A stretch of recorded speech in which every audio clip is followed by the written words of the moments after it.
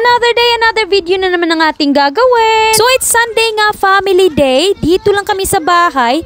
Busy nga pala naglalaro yung mga bata. So si Mr. nga pala nasa loob ng bahay, may inaasikaso lang sa work. So while naghihintay kami matapos si Mr. sa trabaho, naglilinis muna kami dito sa labas ng bahay. So kapag malaki yung property mo, marami ka ring lilinisan, marami ka ring dumi, maraming dahon na nagsisilaglagan. Alam niyo naman, namumukadkad na lahat ng mga halaman, tree at saka plants. So tinulungan nga pala ako ni Georgia na magwalis ng mga dahon. Pero yan naman si Silas, busy sa paglalaro. At dahil nga Sunday na, pag-isipin ko na mag-bake ng mamon, napanood ko nga sa YouTube kagabi at nag-crave talaga ako. So gagamit nga pala tayo ng 5 itlog, isiseparate lang natin yung yolk at saka white. So yung mamon parang chiffon lang naman, ginawa lang maliliit at nilalagyan lang ng cheese or sugar sa topping. So after 48 years, natapos na rin tayo pag-separate ng egg yolk at saka egg white.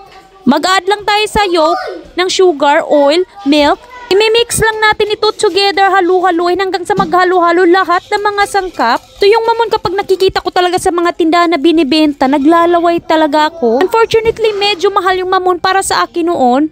Yung na-afford ko lang talaga is yung mga 5 pesos, 1 peso na mga tinapay. Pagkatapos nga pala natin mahalo-halo, lahat ng mga wet ingredients is ihalo naman natin yung dry ingredients, yung harina, baking powder at saka salt. Pagkatapos natin itong mahalo-halo together, isisit aside lang natin ito at ngayon naman is gagawa tayo ng ating mirang. Ito nga pala yung egg white na sineparate natin kanina. Maglalagay lang tayo ng cream of tartar at gradually mag-add tayo ng sugar. I-mix lang natin ito gamit ang ating electric mixer at hahayaan lang natin itong mag-stiff. Kapag binaliktad mo ito at hindi na daw mahuhulog, ready na yan yung mirang mo. So i-mix natin ito with our other ingredients. So parang gumawa ka lang naman ng chiffon cake. Kaya lang, maliliit ito at ito yung mini version ng chiffon cake. So yung chiffon cake is traditional yan sa family namin. Kapag New Year's Eve talaga, bumibili si mama ng chiffon cake.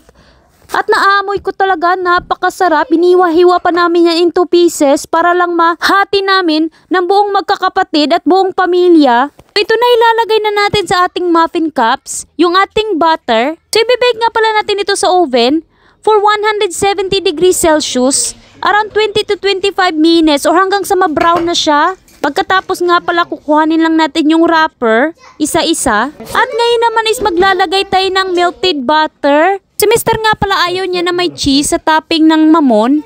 Kaya naman hindi ko na nilagyan yung buong mamon natin ngayon. So hindi ko alam kung anong tawag kapag walang cheese yung mamon. So yung gamit ko nga pala na cheese is dito sa New Zealand.